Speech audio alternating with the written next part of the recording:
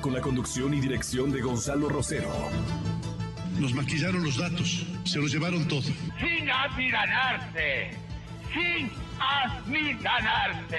Este Ecuador amazónico, desde siempre y hasta siempre.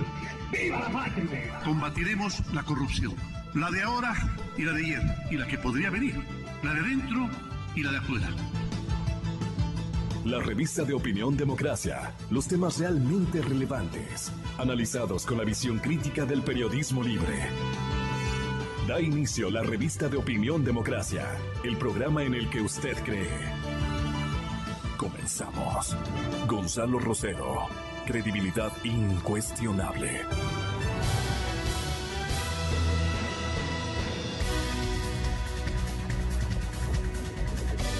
Hola, buenos días. Un enorme gusto, señoras y señores, iniciar la transmisión de este programa de noticias y opinión, el periodismo de interpretación que tanto hemos practicado en la modalidad ofrecida por este medio de comunicación colectiva.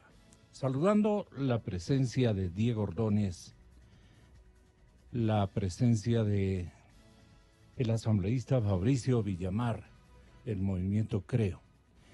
Y también nos conectaremos en breves instantes con César Ron, escaño que pertenece, o personaje que pertenece a un escaño del Partido Social Cristiano.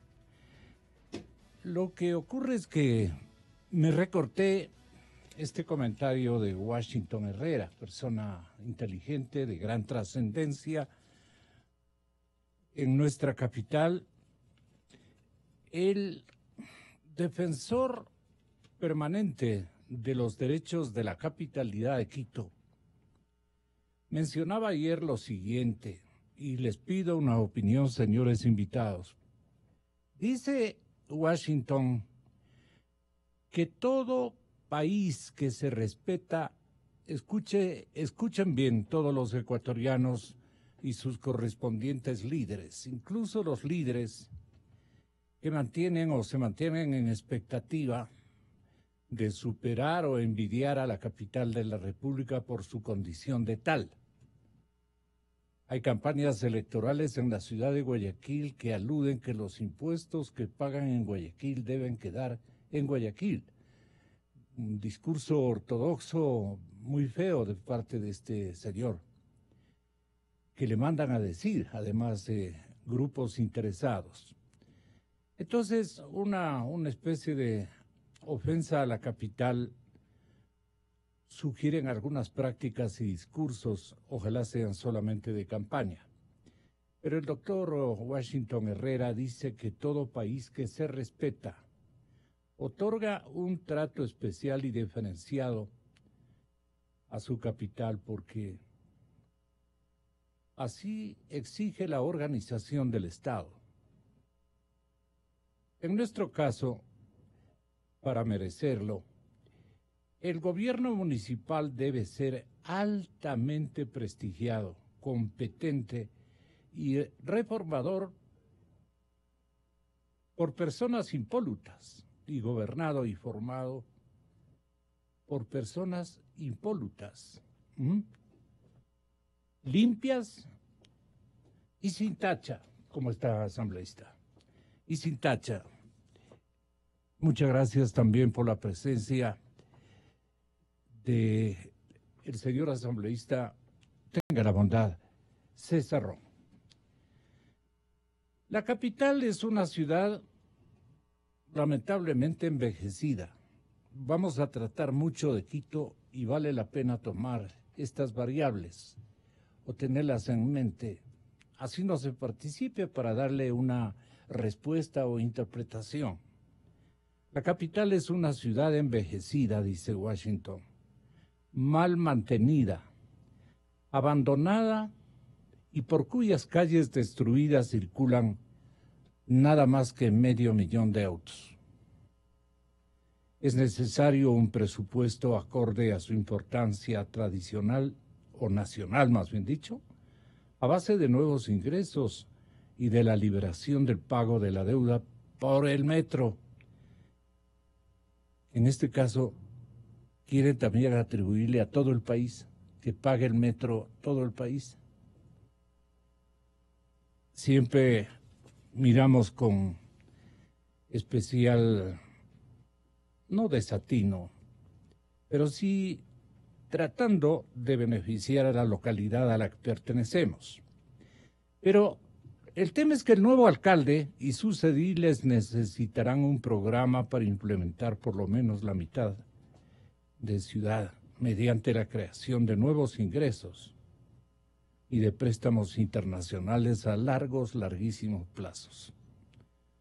Todos los parques para el disfrute de los habitantes deben ser modernizados y embellecidos y los monumentos,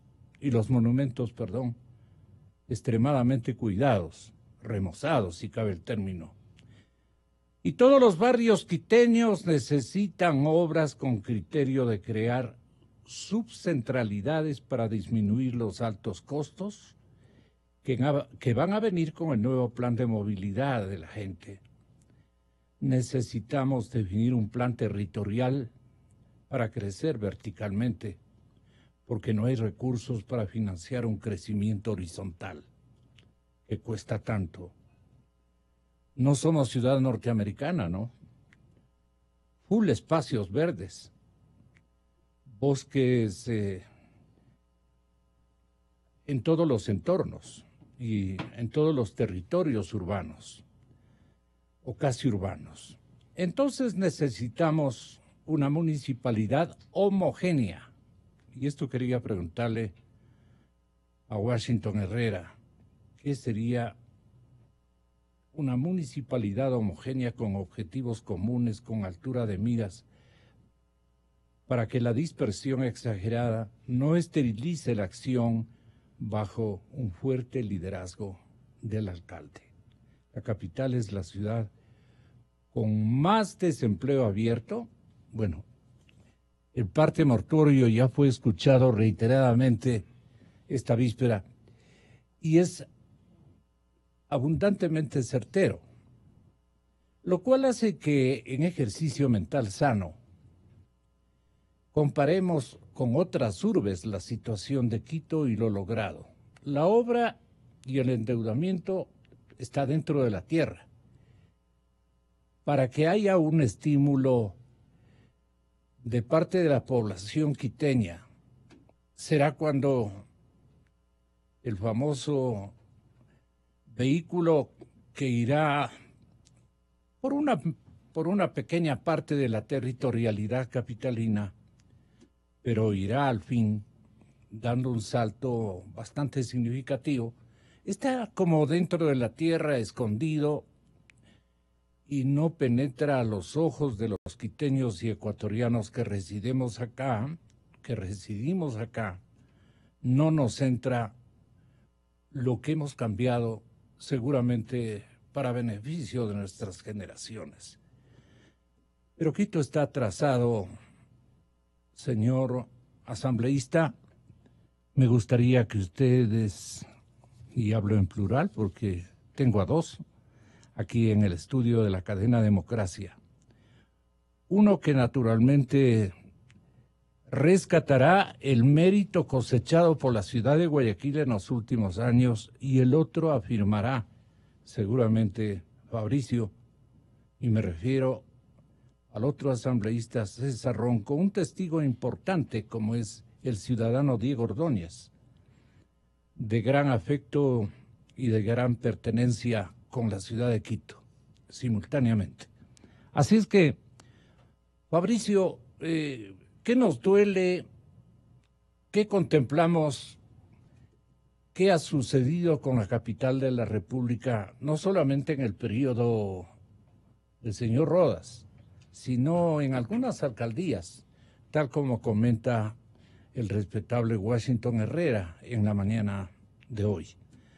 Me interesa la ciudad de Quito, que la topemos, y en comparación, sin ningún género de discordia ni colisión con lo que ha alcanzado por sus propios méritos y la de sus hijos y dirigentes, la ciudad de Guayaquil. ¿Nuestra coteja será o ya hemos quedado? Buenos días, Mauricio. Gonzalo, César, Diego, amigos que tienen la gentileza de escucharnos. Buenos días. Yo tengo la sensación de que lo que le ha pasado a la ciudad de Quito durante todos estos años es una pérdida de la capitalidad, un vaciamiento de lo que esto significa, esto tiene que ver mucho con cómo se desarrolló la administración de la República durante los últimos 12 años. Creo que hay una estructura tributaria, que por ahí comenzamos esta conversación, una estructura tributaria que no se compadece con con por dónde se generan los recursos y cómo regresan los recursos.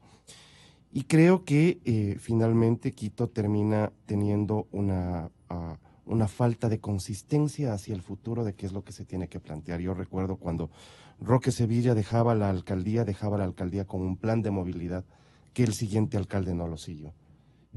Y los resultados están ahí. Usted hacía referencia a qué es lo que pasa con el metro. El metro no sale de un análisis de cuál tiene que ser el mecanismo de movilidad para el futuro de la ciudad.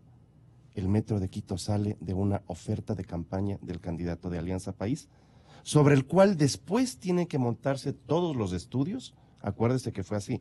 Primero vino la oferta, después los estudios, después la construcción, para tratar de tener un mecanismo de movilidad que, en el mejor de los casos, servirá al 14-15% de la población.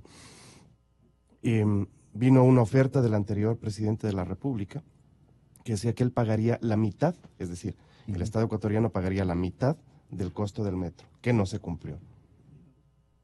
Y no se cumplió porque el valor inicial establecía que el metro iba a costar 1.299 millones, después 1.500 y finalmente terminó costando un poco más de 2.000 millones de dólares. Entonces ese valor no se cumplió y tiene que enfrentarlo a la ciudad de Quito. Siendo así, es una ciudad que se queda con un poco menos de 200 millones de dólares para inversión anualmente, lo cual implica incapacidad de poder invertir en todas las necesidades de la ciudad. Es una ciudad que se ha quedado con los retos que tiene que tener una ciudad moderna. Por ejemplo, trabajar en lo que debería ser el tratamiento de aguas residuales. La construcción de la planta Vindobona va en carpeta un poco más de 10 años. La planta, cuando se la pensó, costaba alrededor de 450 millones. Ahora entiendo que se piensa que eso está por sobre los 900 millones de dólares. Nos hemos acostumbrado a que el Machángara sea un río sucio y entendemos que esto es así y que así es como tiene que ser. Y me parece que ese es un error terrible. Tenemos impuestos, por ejemplo, el tal impuesto verde, que en teoría debería ser el corrector ambiental, ¿no es cierto? El mecanismo que le permita mejorar las externalidades que causamos los humanos. Los seres humanos somos contaminantes, Gonzalo. Los seres humanos contaminamos el agua, los seres humanos contaminamos el suelo, los seres humanos contaminamos el aire. Y conceptualmente tendría sentido tener un impuesto ambiental siempre y cuando se utilice para mejorar el ambiente. Este impuesto no mejora el ambiente. Entonces, no podemos entender qué es lo que pasa en Quito sin entender qué es lo que pasó en el país. Y a esto me parece que también hay que ponerle un elemento adicional que supongo que César podrá abonar más desde su lado, que es cuál es la política de dirección de la ciudad. Y si es que se tiene una noción de hacia dónde hay que llevar la ciudad. Y lo mismo que nosotros les estamos pidiendo a los alcaldes es lo que se les tiene que tener a los presidentes de la República, pues, hacia dónde se conduce tu ciudad, hacia dónde se conduce tu país. Yo creo que la ciudad ha perdido dirección. Y me parece que ese es uno de los grandes temas sobre los cuales los quiteños deberían congregarse a plantearse qué tipo de ciudad vamos a hacer nosotros. No somos una ciudad mediterránea, nosotros no tenemos puerto. Por lo tanto, a nosotros, ¿qué es lo que nos corresponde como ciudad? ¿Vamos a ser una ciudad industrial? ¿Vamos a ser una ciudad turística? ¿Vamos a ser una ciudad eje de desarrollo tecnológico? ¿Qué tipo de ciudad queremos ser? ¿Queremos ser un polo de desarrollo de servicios? Por lo tanto, esos son los retos sobre los cuales los quiteños de todas las tendencias tenemos que plantearnos, imaginarnos hacia dónde conducir esta ciudad. Esa es la idea de este noticiero. Y le pido mil disculpas al doctor Ordóñez. Yo convoqué para otro tema y vamos a entrar en él. Pero me parece que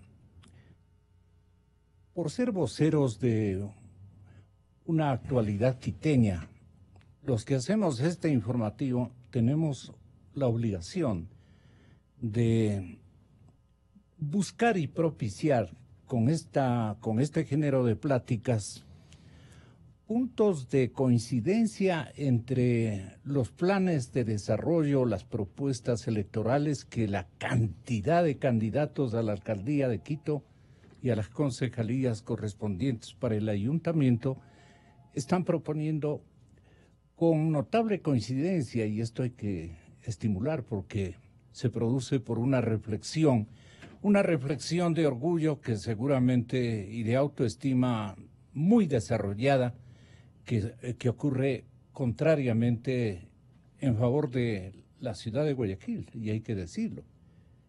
En mí se ubica una sana envidia y una pena, verdaderamente una pena de que no tengamos electores que se estimulen por las gentes y los cuadros humanos que tenemos en abundancia, que tienen otras visiones, que son de otra manera mucho más creativos, en fin, o preocupados de estudiar las dificultades y limitaciones que ha tenido en estos últimos años la capital de la República.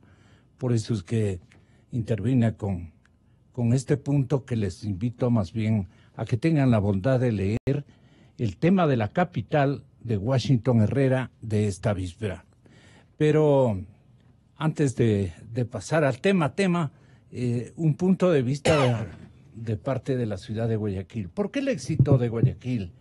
Simple y llanamente para recoger una impresión del asambleísta César Ron, que pertenece a la bancada que ha dirigido por largos años esta urbe. Gracias, Gonzalo. Primero, un saludo especial a Diego, a Fabricio y a todos los radioescuchas. Yo nací en Quito también. Así sale. Y por esa razón... Presidente de la FEUCE de sus épocas. Sí. Me eduqué en la capital, tengo grandes amigos en Quito, me encanta Quito. Quito tiene algo que no tiene ninguna ciudad del mundo. Es patrimonio histórico de la humanidad. El centro de Quito es precioso. Y entonces sobre esos ejes es que debería manejarse una ciudad como Quito, una ciudad ancestral. Quizás el eje debe ser el turismo. De hecho, mucho turismo viene a la capital de los ecuatorianos. El eje productivo. Claro, el eje productivo porque el otro eje es el gobierno. Aquí está el Estado central, aquí está el gobierno. Entonces, sobre esos ejes tenemos que manejar el futuro de la ciudad, capital de los ecuatorianos. ¿Qué ha pasado en estos últimos 30 años? Porque yo tengo que hacer referencia a cómo recibió León Febres Cordero Guayaquil. Guayaquil estaba destruida, Guayaquil ni siquiera tenía una administración. Febres Cordero cierra el municipio de Guayaquil cuando es elegido alcalde durante 60 días, si no me equivoco. Pone en orden las cosas, pone los sistemas de computación, pide ayuda. Escúcheme bien lo que le voy a decir. Pide ayuda y asesoría al entonces alcalde de Quito, Rodrigo Paz Delgado. Y él va presto. Y Rodrigo Paz Delgado da su asesoramiento y Febres Cordero reorganiza. Y más o menos Guayaquil se queda con 2.000 empleados municipales. ¿Qué es lo que Jaime Nebot ha mantenido hasta el día de hoy?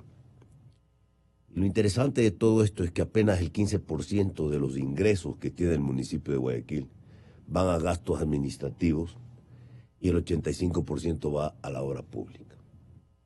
Cuando escucho que le quedaría a Quito solamente $200 millones para obra pública a Fabricio Villamar, a mí se me ponen los pelos de punta. Porque Guayaquil tiene un presupuesto que pasa de los $700 millones de este año, donde el 85% va para obra pública.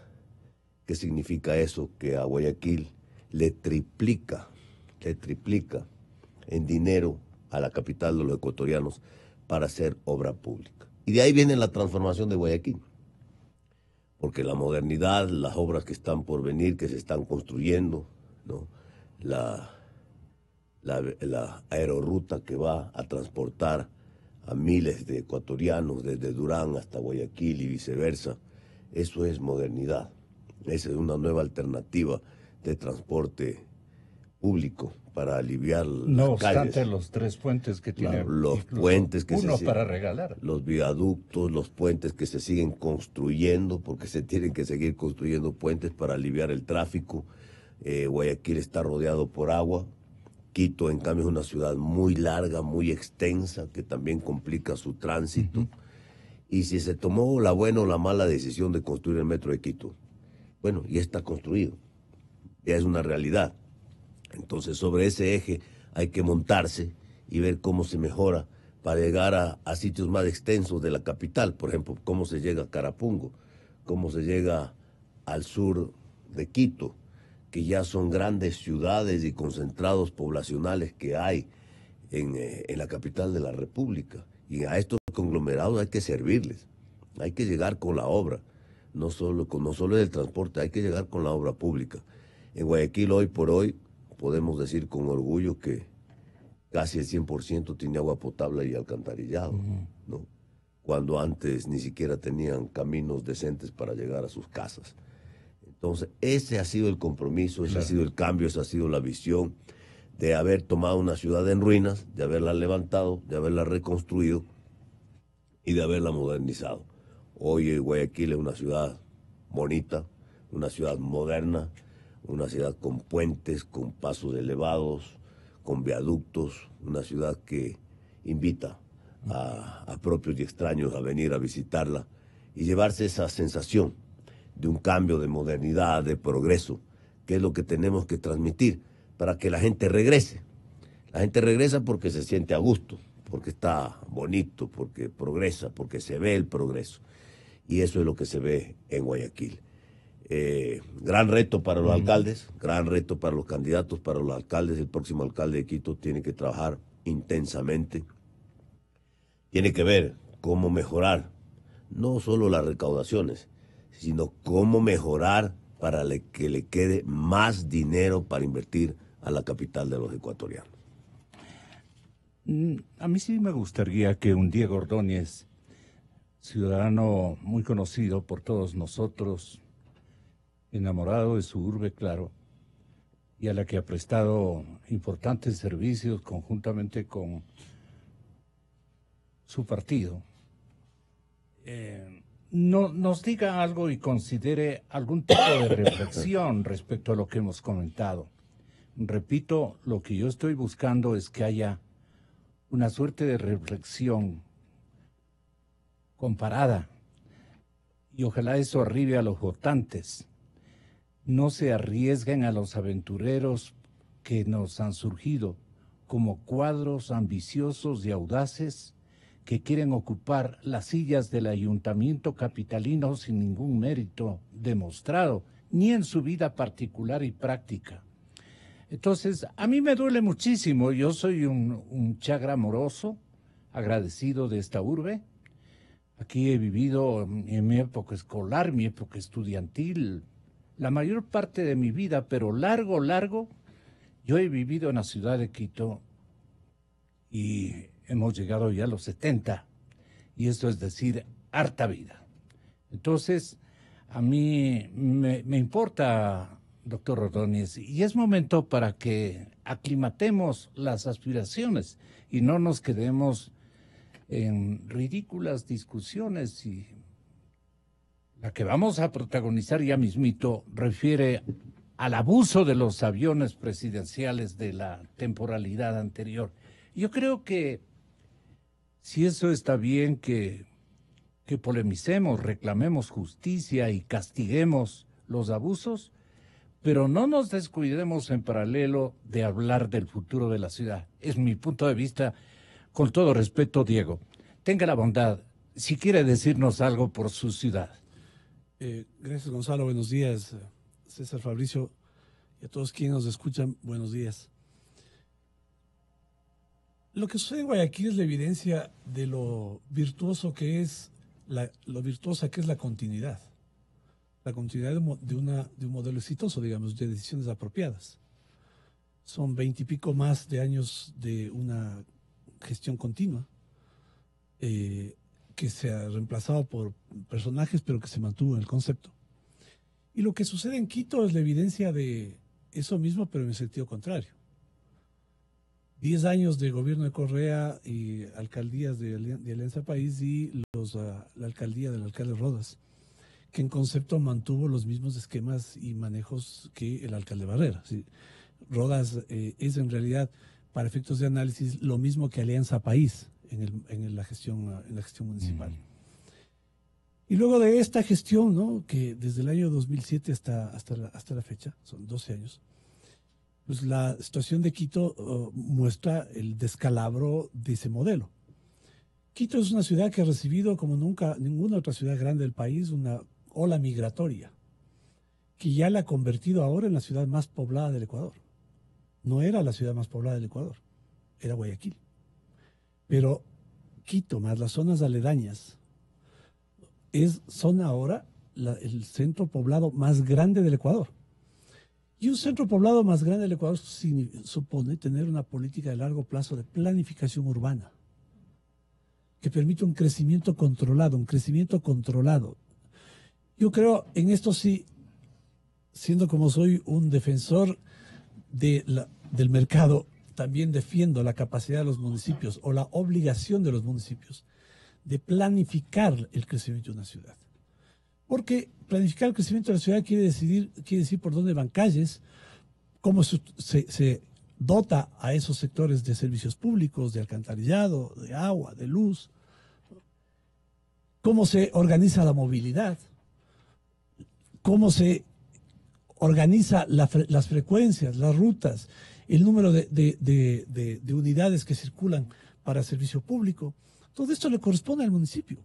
Esta es una tarea propia de un Estado local, el organizar cómo va a crecer una ciudad.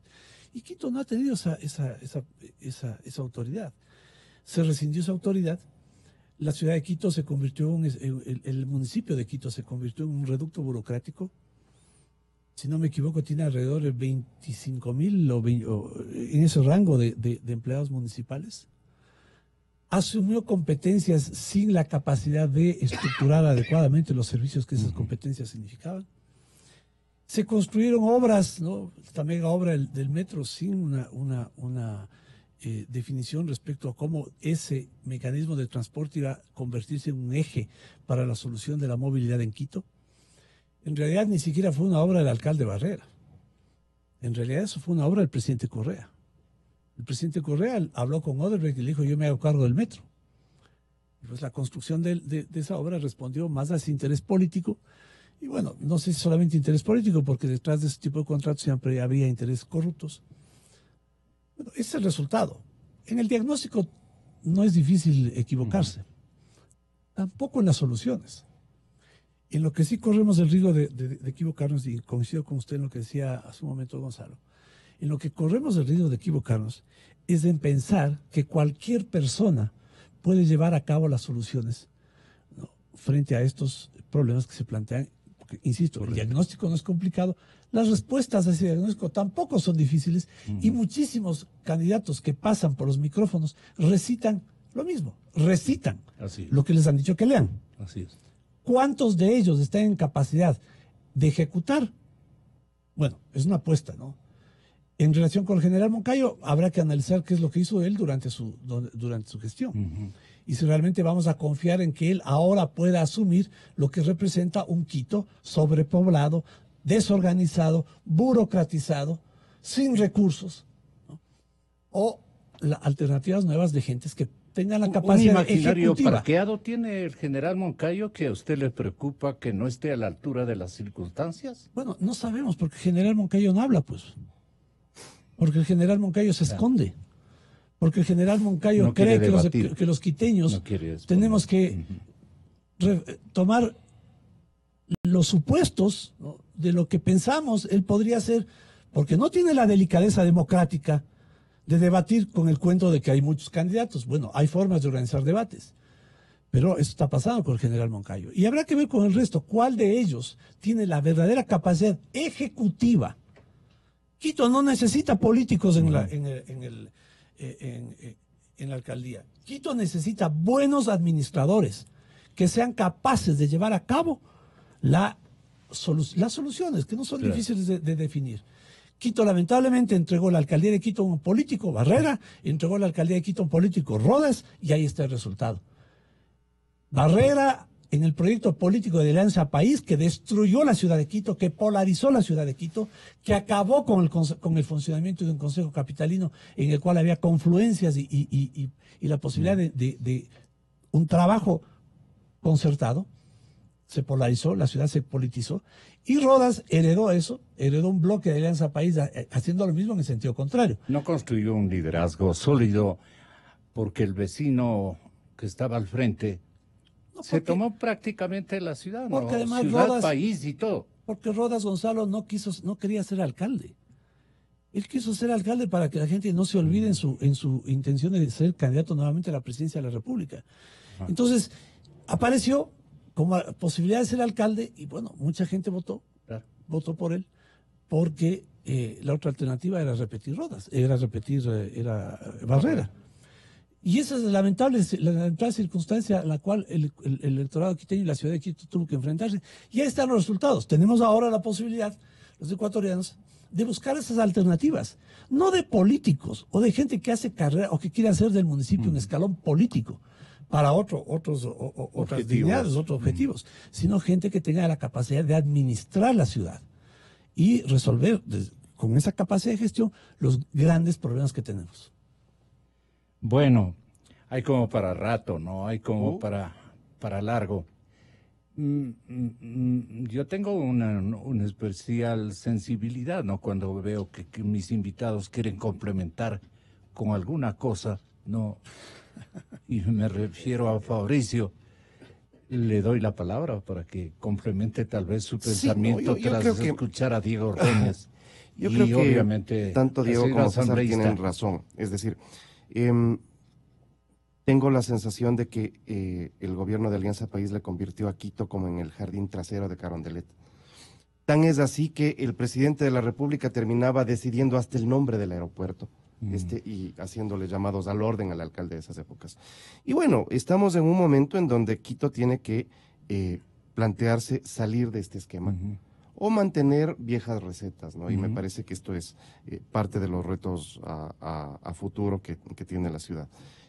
Creo que hay varias cosas por hacer, repensar la necesidad de que Quito es una ciudad que tiene que crecer. ¿Y por qué tiene hacia arriba. todavía hinchada este presidente que le concibió a Quito como patio trasero?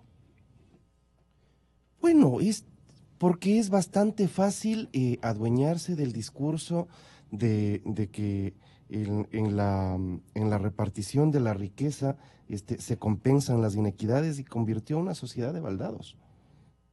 Entonces resulta que bajo el pensamiento no más baldados. No, es que mire Gonzalo, nosotros tenemos que plantearnos un país que esté dispuesto a pelearle todos los días a la vida. Muy bien. Que la gente tenga que levantarse todos los días a trabajar por su futuro. Me encantó aquello. A plantearse cómo vamos a mejorar nuestra familia, nuestra vida, nuestra ciudad y nuestro país. Y no estar dependiendo de qué nos van a regalar el día de hoy. Y si no, veamos lo que le hicieron a Venezuela.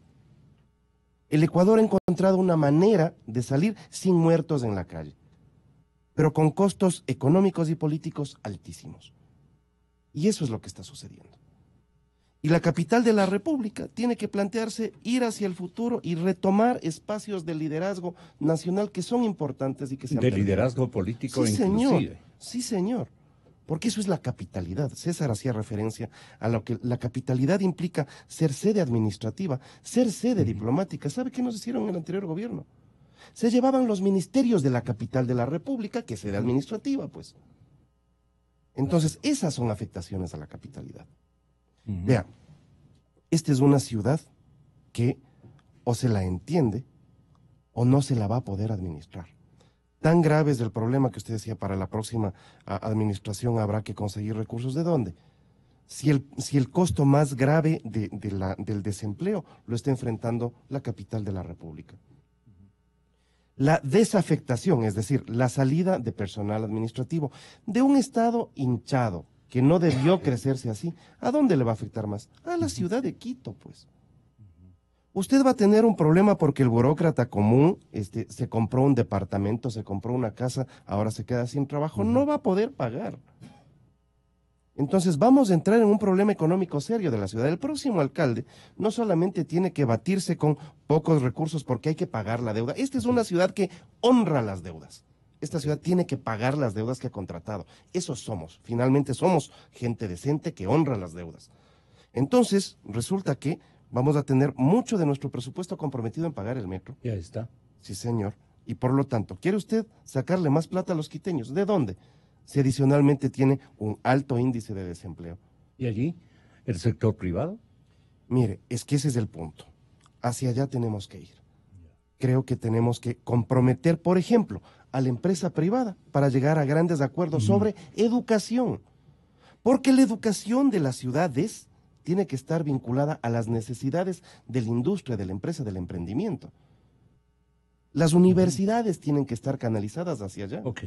El discurso del financiamiento lo tiene listo el Partido Social Cristiano en el puerto principal.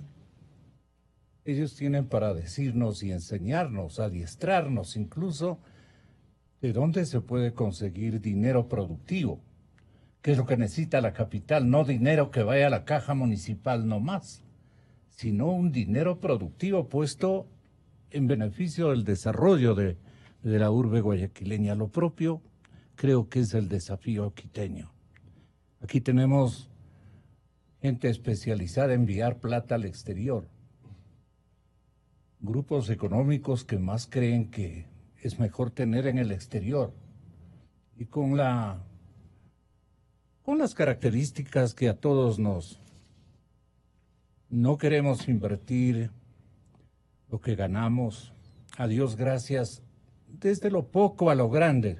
No vamos a compararnos a un ejercicios de macroemprendimientos con microemprendimientos que pueden evidentemente haber funcionado en ambas ciudades.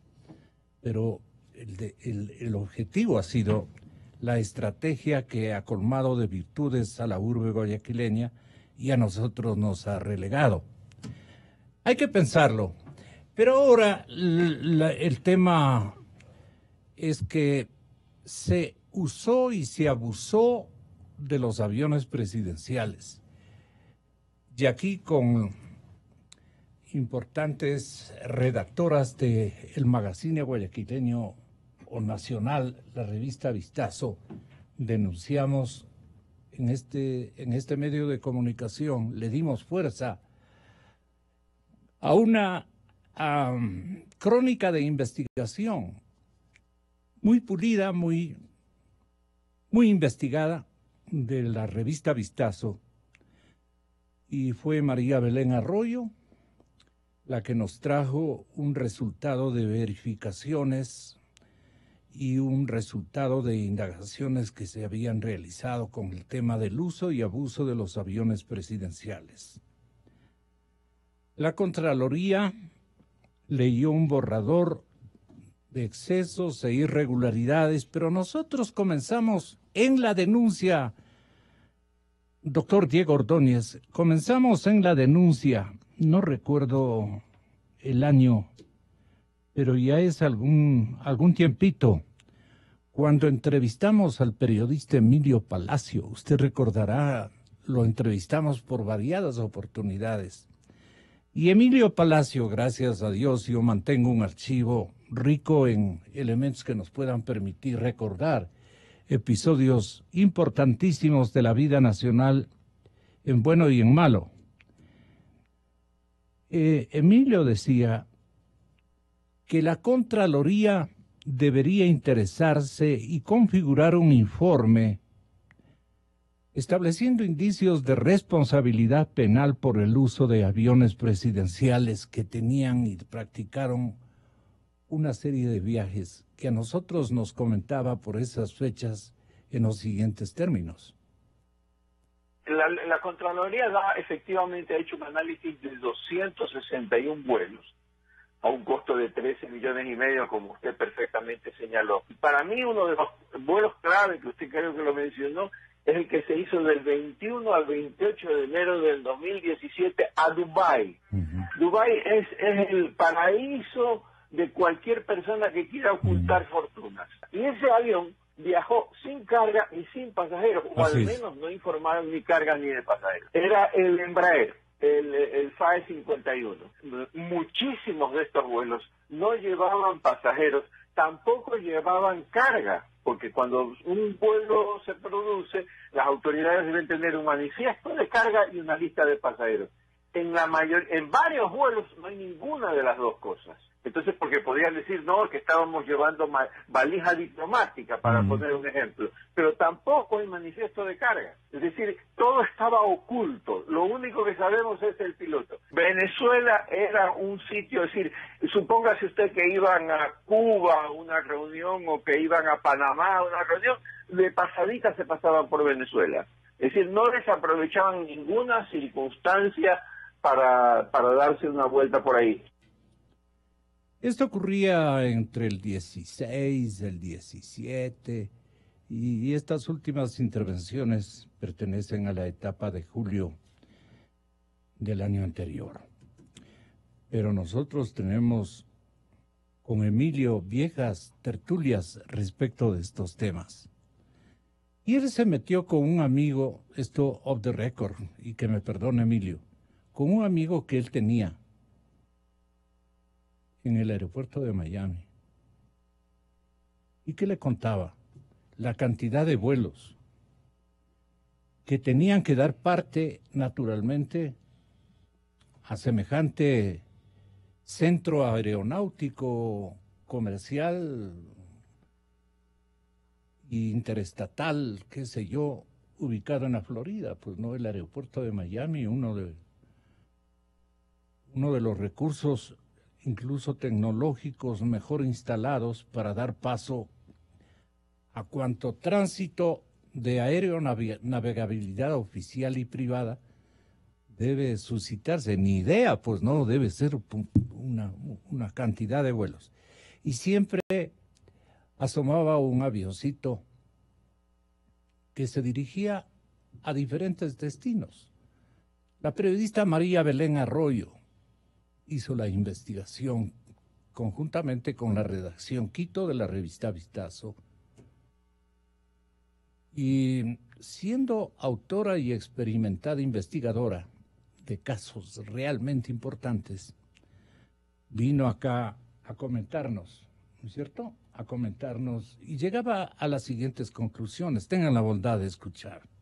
Sí nos llama la atención saber que casi el 10% de estos viajes tienen como destino, llegan o pasan por paraísos fiscales. Hemos detallado, y usted lo leyó con mucha propiedad, cuáles son algunos de ellos. Son nombres que llaman la atención, son destinos que están usualmente señalados con operaciones cuando menos sospechosas. En 12 de los vuelos, de los 24 viajes a paraísos fiscales, 12 de los vuelos no dejaron por escrito un registro que debe estar sumamente documentado. En 12 de ellos no hay evidencia de peso exacto de equipaje y de la carga de los pasajeros. Hay una normativa y un instructivo vigente desde el año 2014 en el país, y nos dice que en este tipo de viajes oficiales, los miembros VIP, esta palabra la estoy usando yo, no dice así el instructivo, dice los pasajeros pueden transportar hasta 40 kilos de equipaje. Es decir, prácticamente el doble de una maleta convencional que usted lleve. Sin embargo, sí nos llamó la atención, y por eso no dejamos de mencionarlos, que en 12 de los viajes a paraísos fiscales no hay evidencia de los pesos exactos del equipaje y de la carga. Desde el 2010 existía una normativa que obligaba a que la tripulación elabore un manifiesto de carga antes de cada despegue y que diga, viajan tantas personas, tal persona con tanto peso, para tener un registro. Nos preocupa que no existe en esos casos del registro, y nos deja dudas. Deberíamos tener gente observando y diciendo a dónde viajaron, cuánto tiempo, quién fue, cómo usaron, una posibilidad de escrutar el uso de los recursos públicos que de alguna forma le haga sentir al poder interpelado, y al poder, cualquiera sea, no estoy dando ningún nombre por si acaso, a las personas que nos gobiernan, que sepan que la sociedad les está observando, que pueden hacer las cosas Sí, pero que sepan que hay un ojo de la sociedad observando hasta ahora, y corríjame usted, el ojo es la prensa, pero debe haber otro ojo también activo, también aguzado, el de la sociedad civil. Y si fallan esos ojos, tiene que venir, ya no es un ojo, es la mano de la justicia, Gonzalo. Entre estas y las otras, Diego Ordóñez, permanente ciudadano con vocación a seguir la pista de algunas lecciones, más que lecciones, de algunos o variados desacomodos que ha tenido su base en la indelicadeza de las gentes y de los funcionarios, y en este caso de un presidente de la República que parecía decirles, lleven nomás, y les establecía una especie de cronograma, al punto que tuvieron que comprar otro avión porque el primero no les abastecía. ¿Cuánto dinero quedó todavía en territorio ecuatoriano, escondidito? No alcanzaron. Pero eran a cada momento viajes sospechosos, sorpresivos, que después hemos aglutinado algunas visiones o cálculos o expectativas de la gente o pruebas al grano, y tenemos que resumir que, Diego. Oye, Gonzalo, el periodista Miguel Rivadeneira, el 26 de octubre del año 2017, le entrevistó a Ricardo Patiño, que fue ministro de todo durante el gobierno de Correa. Miguel Rivadeneira había recibido una información sobre un vuelo no registrado realizado por Patiño con destino a Venezuela, en el que se le dijo había llevado 2 maletas. Esta entrevista fue redactada como columna de opinión por Miguel Rivadeneira en El Comercio. Yo quisiera, si me permite, leerle. Claro, estas son las preguntas que le hizo Miguel Rivadeneira a Ricardo Patiño. ¿Viajó o no a Venezuela 4 días antes de la segunda vuelta presidencial el 2 de abril del 2017 en el avión presidencial? Respondió, yo no recuerdo cuántos días antes, yo no recuerdo. ¿Se registró en migración para viajar allá? Yo me registro siempre. ¿Se registró en migración en ese vuelo? Le pregunta a Miguel. Yo no sé a qué viaje se refiere. De los tantos. ¿Viajó con 2 maletas? Yo no he dicho que he viajado 4 días antes a Venezuela. No lo he dicho porque no recuerdo lo que usted me ha preguntado. Yo he viajado a varios países, le dice Patiño. Se registró inmigración para ese viaje y yo siempre me registro. Bueno, este es el texto, este es ¿cuál es el tema de fondo? El tema de fondo es que era un secreto a voces, pues, ¿no? Que los aviones presidenciales fueron convertidos en taxis de la corrupción. Eso está bien puesto. Estos taxis de la corrupción fueron conducidos por alguien, pues alguien piloteaba esos aviones. Esos aviones estaban bajo control de algún funcionario, de alguna autoridad de Fuerzas Armadas. Yo no sé por qué hasta ahora, en el Ministerio de Defensa, no se ha hecho público o no se conoce quiénes son aquellos pilotos, copilotos, personal de vuelo que estaba al mando de estas naves, que sabía de estos vuelos no registrados. Estamos hablando de que Contraloría hace un informe y María Belén acaba de referir la investigación de Vistazo, que es ahora, que se recoge ahora en un informe de Contraloría, sobre vuelos que fueron registrados. Incluso en esos vuelos aparecen datos que son extremadamente preocupantes, ¿no? Que no se registre el peso de las maletas, que hayan vuelos sin pasajeros, vuelos solamente con pilotos.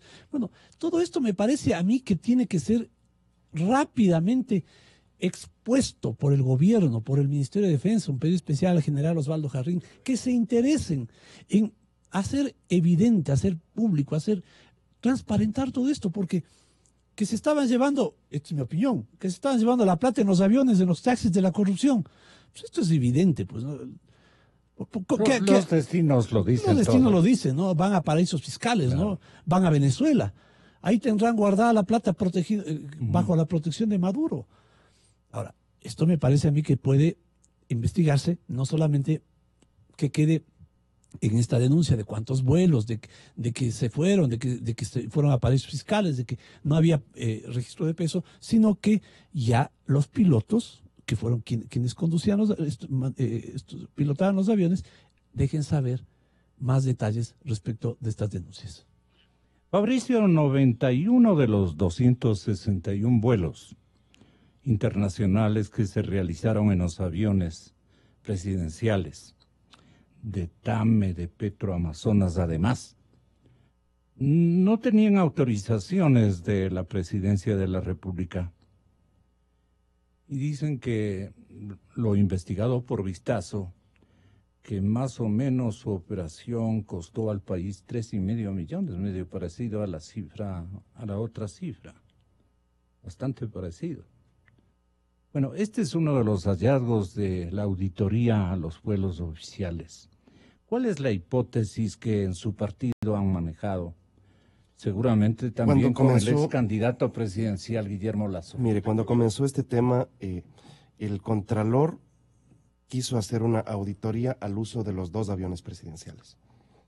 Y yo pedí que se extienda la investigación para que se incluya también el uso de los aviones de TAME y los aviones de Petroecuador y los helicópteros de la policía.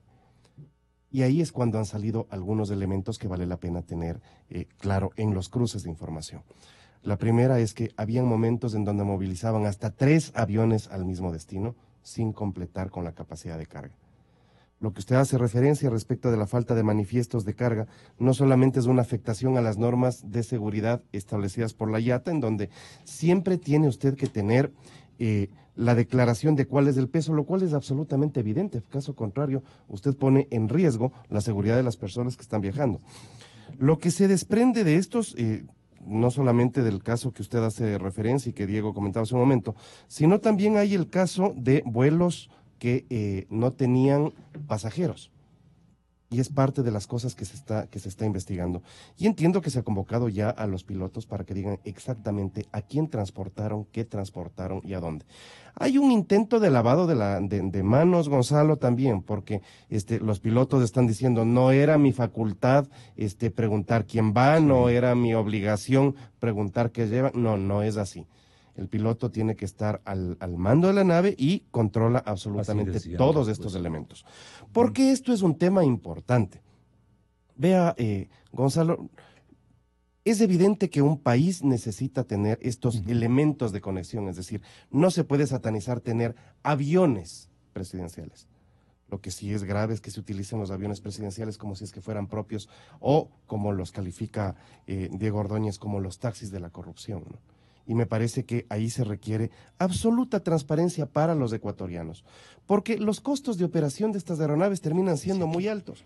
El avión Embraer tiene un costo de operación de alrededor de $5,000 la hora, el Falcon tiene un costo de operación de alrededor de $7,000 la hora. Y si es que estos aviones se utilizan para viajes largos, sin pasajeros, entonces ¿a qué fueron?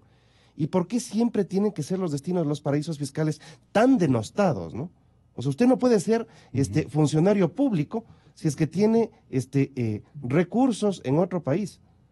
Pero en cambio esta gente no tenía ningún problema de utilizar los aviones presidenciales y pasar a cada momento por estos países que han sido catalogados como paraísos fiscales. Estas son las cosas que se tienen que transparentar, ¿no?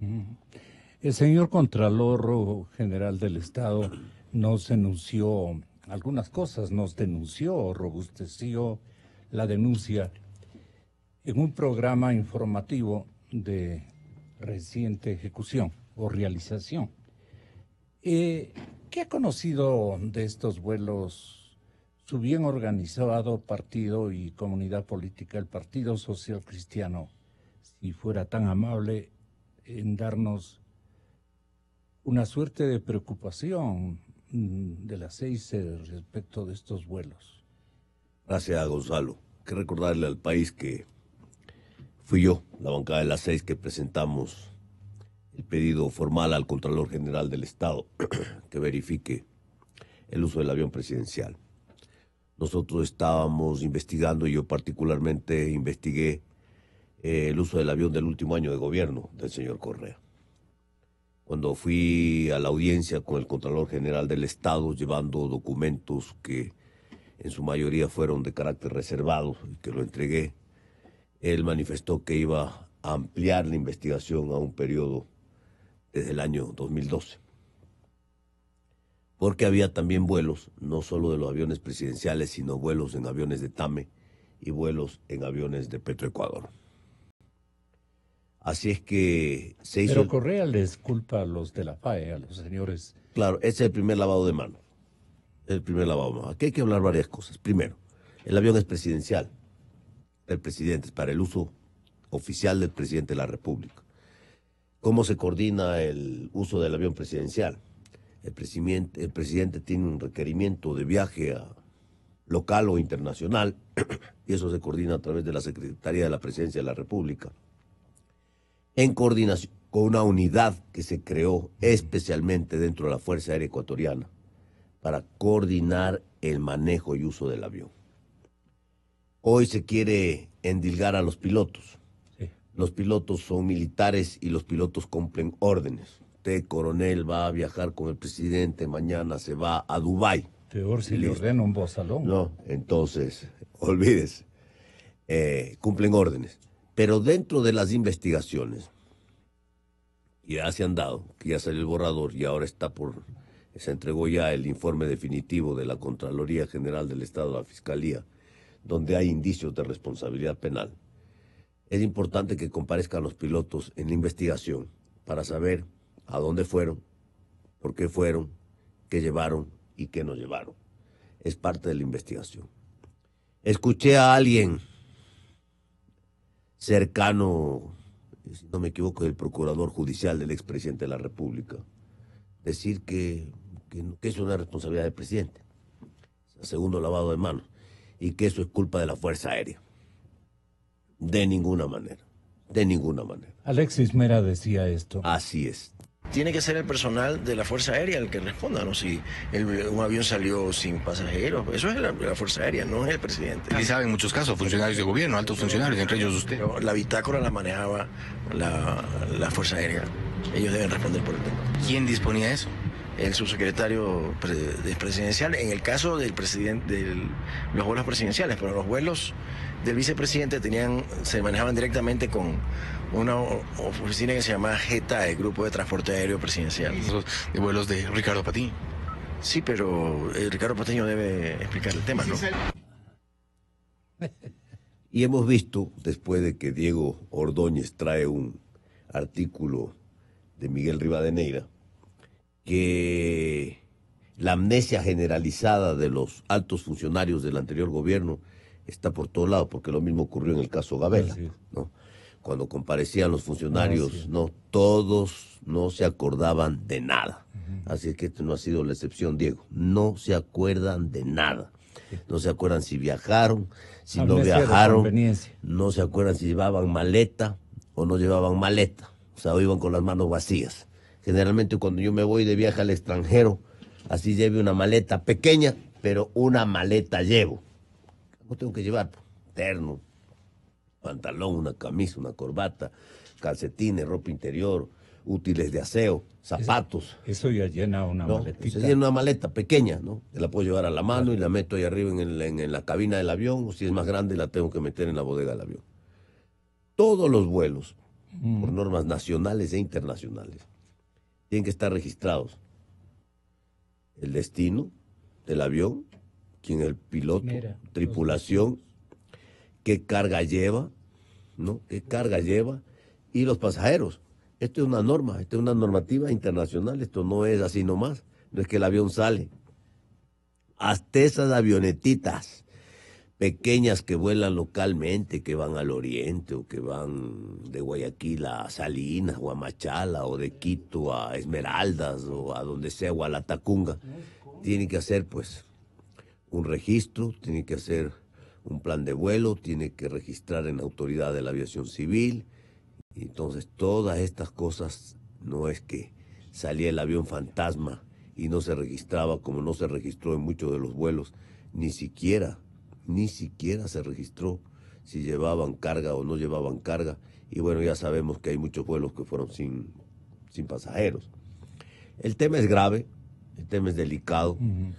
Ya hay ¿Qué adicionalmente debería hacer el señor Contralor? El Contralor ha hecho lo que debió haber hecho. Correcto. Ahora corresponde a la Fiscalía. Es de la La Fiscalía. Fiscalía está despedida y... No importa. Claro, como no tiene ninguna posibilidad, me parece está muy distante de la puntera en el ejercicio de selección o de concurso. La señora fiscal no creo que llegue a topar este tema. ¿A quién correspondería empeñarse en definir por lo menos una cronología creíble y seguramente los destinos que debieron por esta administración del presidente Moreno y los organismos de controles del Estado, que sí los hay, la misma inteligencia militar, la misma inteligencia, porque están ahí muchos de los miembros de las Fuerzas Armadas ecuatorianas cumpliendo órdenes. No son tampoco robots. Alguna confianza o confiabilidad tenían estos que conducían estas maletitas en estos altos oficiales que les escogían o para que ellos sean los encargados de pilotear estas aeronaves que iban con maletas de dinero a sectores, a ámbitos que aquí dio a conocer con lujo de detalles la investigadora periodística María Belén Arroyo. Todos son paraísos fiscales. Sale en el principal magazine de un país como es la revista Vistazo, con todo respeto a otras publicaciones, por tradición, y Vistazo da con lujo de detalles lo que no nos da ningún estamento del actual gobierno ni del anterior. ¿Ahí qué puede suponer Diego Ordóñez? Mire, Gonzalo, lo que hay que separar es o identificar con precisión lo que puede ser calificado como una falta como un abuso, ¿no? Como una falta de delicadeza. Es una falta de delicadeza, por ejemplo, un abuso que durante este gobierno la señora Espinosa usó el avión presidencial para su campaña para recoger votos para ser electa presidenta de la Asamblea de Naciones Unidas. Eso me parecía una falta de delicadeza y una falta de respeto, digamos, con la anuencia del presidente de la República, porque el avión está bajo responsabilidad de la presidencia de la República. Lo segundo, claro, esta recua de vivos, ¿no? Dirán que los pilotos son los responsables, ¿no? Dirán, ahí están los que manejaban los aviones, ellos que responden. Los acaba usted de escuchar. Claro, eso es lo que mira, a esta recua de vivos son los que me refiero, ¿no?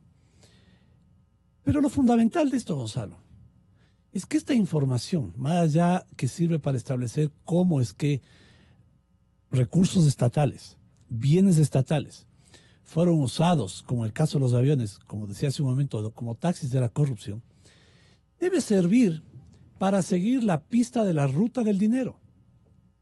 ¿Cuál debe ser el principal interés de estas investigaciones? Recuperar lo que se han robado, pues. Y identificar o asociar a quienes se llevaron esa plata para que estos ladrones terminen con sus huesos en la cárcel. Eso es lo que hay que hacer. Entonces, siguiendo este concepto de la ruta del dinero, ¿no?, que es lo fundamental, los destinos nos dicen a dónde fueron a dejar esos valores, ¿no? No sabemos solamente es dinero, puede ser otro tipo de bien de alto valor, ¿no? Metales preciosos, en fin, cualquier forma. Entonces, si sabemos que los viajes que terminaban estas rutas en paraísos fiscales, bueno, esto tiene que servir a la Fiscalía, ¿no?, para pedir asistencia penal internacional, para pedir a empresas internacionales que tienen experticia en seguir estas rutas, estos rastros, estos indicios, para llegar a establecer en dónde específicamente está depositado este dinero que presumimos, yo diría con buenos antecedentes, fue llevado en los aviones, en estos viajes extraños, ocultos, ¿no? Muchos de ellos sin registro, de los aviones presidenciales. Y como César dice hace un momento, no solamente los aviones presidenciales, también se usaba aviones de Petroecuador, también aviones de aerolínea comercial. Y de la FAE también. Claro.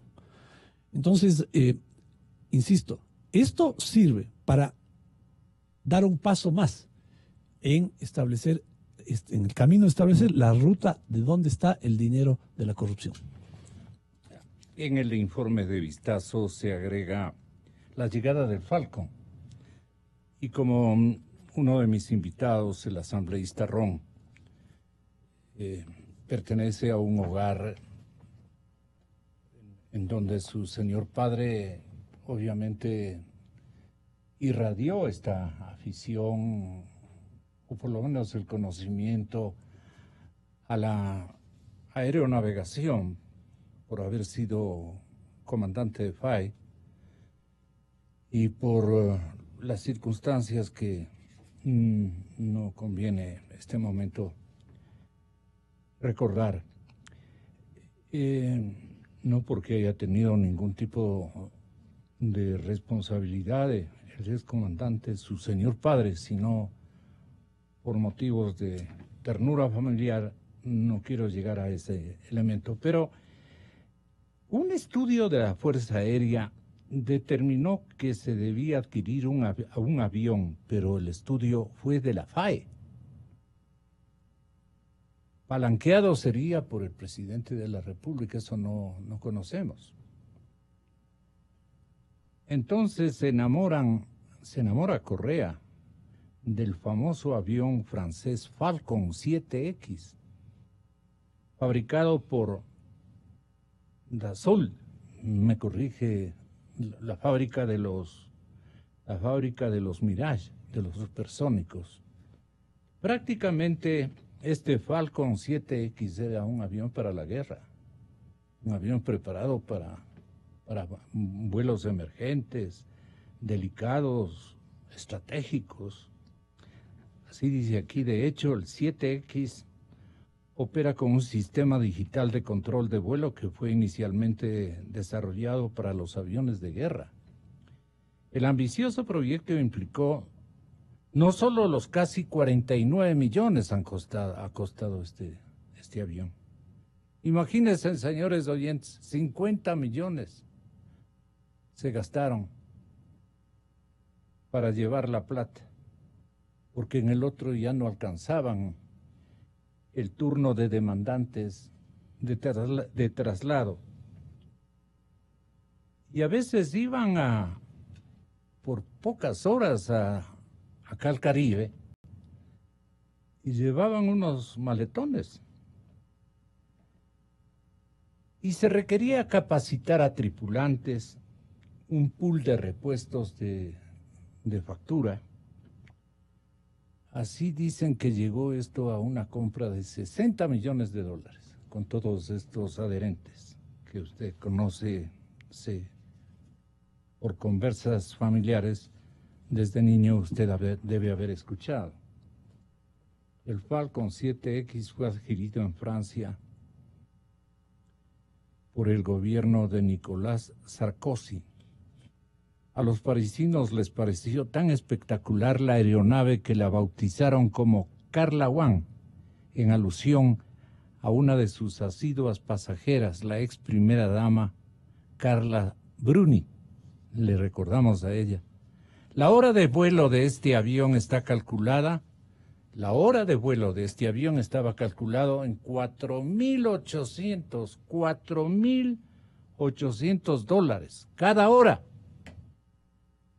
Algunos de los que recuerdan estos vuelos palanqueados al presidente de la República deben hacer un cálculo, decir, a ver, entonces yo me gasté en avión nomás, qué sé yo, pues imagínese Europa, al Asia, si eran unos destinos bien lejanos donde está la señora ahora también, que hizo iguales responsabilidades, cumplió en lejanas tierras la señora embajadora, que todos recordamos y que fue ministra, por esas tierras también iban llevando maletas.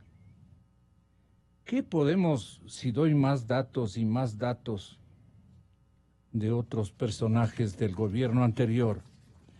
Y habiendo esto que ha descubierto, esto es lo que me duele a mí, ha descubierto la revista, o sea, la prensa, ¿por qué no pudieron, y de hecho deben conocer, pues al interior del gobierno del presidente Moreno y el señor presidente, nunca ha referido estos temas? Bueno, el control, la auditoría del manejo de la cosa pública le corresponde a la Contraloría General del Estado. La Contraloría tiene ya el informe, la Fiscalía tiene ya el informe, y por lo tanto corresponde, no importa que la fiscal subrogante continúe o no continúe, eso no lo sabemos, pero ella tiene que seguir haciendo su trabajo hasta el último día que esté frente a la Fiscalía General del Estado. Pero el exhorto al señor presidente, si es conveniente ahora que ya... El exhorto al presidente exhorto al presidente siempre es válido, porque en el Ecuador ya es hora de transparentar las cosas. Es hora de transparentar las cosas. Aquí hay dos temas fundamentales en la auditoría, en el examen de Contraloría. El buen uso del bien público. No solo es el costo, porque la gente se centra en el costo. Si hay vuelos que no tienen registro, que cuestan 13.5 millones de dólares. Sobre esos valores le tienen que glosar directamente al responsable, que es el expresidente de la República del Ecuador. Sino también el buen uso. Se manejó adecuadamente el avión presidencial. Fue usado correctamente, fue usado para el presidente de la República. Para misiones que tengan que ver... Misiones oficiales o necesidades del país, ¿no es cierto? País, claro. O fue usado como taxi, como ya está perfectamente revelado. Yo dije, el avión funcionaba como taxi. Así le di el nombre. Taxi así de corrupción, ¿no? Taxi de corrupción lo ha bautizado ahora Diego. Yo cuando hice la denuncia, yo le dije taxi. El avión funcionaba como taxi, ¿no? Y resulta pues que claro, si usted se va 10 horas de vuelo a Europa en ese avión, a $5,000, ese vuelo cuesta $50,000. Y 10 horas para regresar, porque hay que regresar, pues si usted se va de aquí a París, no hay cómo regresar, no se quede en París, no, regrese en el avioncito, son 10 horas más. Entonces, ir y venir de París, o ir y venir de Madrid, significa que eso son 20 horas de vuelo, son $100,000. El costo de la hora de vuelo del avión. Agréguele a eso, pues, otros servicios, el catering, otros servicios como el internet. Fíjese usted que el internet para el avión presidencial, el Falcon, cuesta como $15,000 la hora. Y el avión salía con internet desde Quito. O sea, no es que cuando llegue a mi destino te llamo. No. Salía desde Quito con internet. O sea, súmele a esto 10 horas de internet, pues no es cierto, que cuesta, para ese caso específico de ese avión sofisticado, cuesta $15,000 la hora de internet para el avión Falcon presidencial del Ecuador. Creo, habrá que ver el informe, que se puede haber quedado corto en algunas estimaciones en la Contraloría General del Estado. Pero aquí lo importante es que la justicia, que en el Ecuador está en deuda con el país, empiece a actuar. Ya hay informes, ya hay indicios de responsabilidad penal en muchísimos casos la que tiene clama, y no avanza. Exige, ¿dónde está la plata? Y hay que recuperar el dinero. Y le voy a dar una pista a la señora fiscal. Váyase, señora fiscal, a Qatar. Haga un viajecito a Qatar. Vaya, dése una vuelta en Qatar que va a encontrar muchas además sorpresas. No conoce usted Qatar. No, vaya a Qatar, hay que seguir la ruta del dinero. Hay empresas especializadas en el mundo que hoy se dedican a eso. Y la ley anticorrupción, que tiene que salir ya de la Asamblea Nacional, establece pues también dos cosas fundamentales. Uno, la protección de testigos. Y dos, la compensación económica a la delación. Que es importante, porque hoy no hemos recuperado nada. Y el 0 de 0 es 0. Pero suponiendo que hay una denuncia de un depósito de 100 millones y la denuncia es certera, el denunciante va a recibir una compensación económica equivalente al 20%. lo cual se hace atractivo para que el denunciante haga la denuncia, pues, porque se va a llevar un premio, pero gordo, importante, y el Ecuador recupera 80 millones del cero que no ha recuperado hasta el día de hoy. Todas estas cosas tienen que estar enrumbadas a recuperar el dinero robado por la corrupción de la última década, que a decir de la Comisión Anticorrupción es de 35.000 millones de dólares. Esa es la cifra más baja, porque hay otros que mencionan cifras de 50.000 y otros hasta de 60.000. Pero quedémonos con la cifra de anticorrupción. 35.000 millones de dólares. Es una barbaridad, es un saqueo. Es el presupuesto general del Estado y es el dinero que nos está haciendo falta a los ecuatorianos para poder salir adelante, y que hoy el gobierno actual ha tenido que recurrir a los organismos multilaterales, al Fondo Monetario, para poder estabilizar la economía. Más deuda. Para estabilizar la economía del dinero que se robaron de los ecuatorianos. La parte final, lo que quiera agregar, Diego, qué pena. Bueno, la preocupación es por qué esta ley se demora tanto en salir. Es una ley fundamental, porque con eso lo que se estimula es que exista la denuncia de aquellos que eventualmente son incluso extorsionados por actos de corrupción, de aquellos que por esas extorsiones han pagado coimas o comisiones a los funcionarios públicos corruptos, a denunciar. Y la pregunta es por qué esa ley se demora tanto en salir. Son temas prioritarios. Uno de los temas prioritarios en el Ecuador tiene que ser la lucha contra la corrupción. Y tanto hemos denunciado y tan poco se ha hecho que nos genera un sentimiento de frustración inmenso.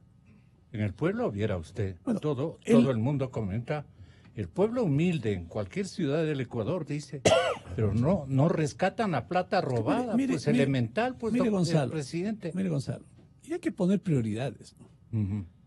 Yo sé que pueden haber eventualmente momentos, ¿no? Episodios muy coyunturales que pueden eventualmente conducir la atención pública hacia allá, ¿no? Y eso hace que la fiscal salga a anunciar investigaciones sobre temas que son absolutamente irrelevantes, ¿no? Absolutamente irrelevantes, ¿no? Y se deja de lado las investigaciones profundas. Mire, de lo que conozco, el asambleísta Serrano tiene 11 procesos de investigación en la Contraloría. Ya llevamos 2 años. El expresidente Correa tiene 14. Ya llevamos 2 años. ¿Ya? Entiendo yo que el anterior fiscal, el señor que dijo que salió y está en alguna actividad dentro de la fiscalía, demuestra que también es importante tener personas que tengan la capacidad, ¿no? Que tengan la decisión, ¿no?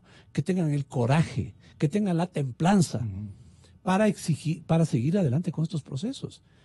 Y eso supone, pues, esta reestructuración urgente de la fiscalía, ¿no? Y el soporte político de la sociedad, de la política, de los sectores que queremos que se combate la corrupción, para que aquella persona que se siente en la fiscalía, quien sea que sea, ¿no? Pueda hacerlo, de manera que esta frustración, ¿no? De los ecuatorianos no se mantenga más, se hagan las investigaciones, se establezcan responsables y se les meta presos, pues, y no salgan a los medios de comunicación estos que han sido señalados por corruptos, diciendo, están intentando dañar mi imagen y mi carrera política. Pero estamos en un país en donde se nos burlan en la cara, pues, se nos ríen en la cara, ¿no? Todas estas personas pidiendo ahora fiscalización, el correísmo pidiendo fiscalización, el correísmo señalando con el dedo diciendo que hay corrupción. Pues tamaño cinismo. ¿Por qué ese cinismo es posible? Porque la fiscalía, la justicia, coincido contigo, César, le deben al Ecuador las investigaciones, ¿no? Y las sanciones para que esto no se repita, pues que los ladrones y los sinvergüenzas estén presos y no sean a ellos los que ahora piden y señalan que se investigue la corrupción. Hemos estado, de alguna manera, en lo posible, buscando la verdad. Inicio de espacio promocional y publicitario. Y bueno, señores, continúa el partido, avanza por el centro, vete el